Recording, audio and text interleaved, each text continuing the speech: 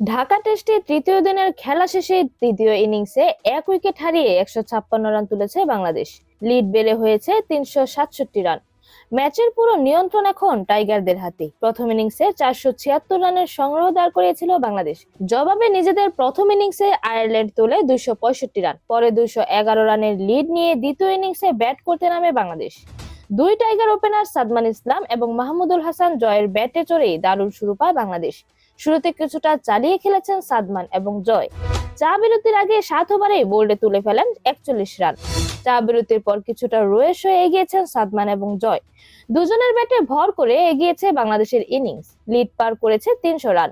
Opening জুটিও ছুঁয়েছে century. Sadman এবং জয় দুজনে তুলে নেন 50। আয়ারল্যান্ডের বোলারদের উপর যেন স্টিম রোলার চালিয়েছেন দুই টাইগার ওপেনার।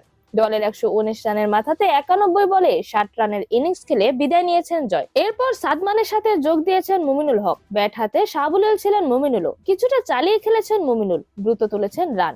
150 পার করে দিন শেষ করেছে বাংলাদেশ। 37 ওভারে 1 উইকেট হারিয়ে 156 রান তুলে দিন শেষে করেছে বাংলাদেশ। 21 বলে 19 রান করে টিকে আছেন মুমিনুল।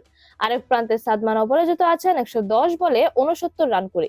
লিড বেড়ে হয়েছে 367 রান। আয়ারল্যান্ডের হয়ে 1 উইকেট নিয়েছেন গ্যাভিন হুইট। এরকমই যে কোনো খেলার আপডেট সবার আগে পেতে অবশ্যই চ্যানেলটি সাবস্ক্রাইব করে রাখুন। ধন্যবাদ। লেভাজ নিউজ।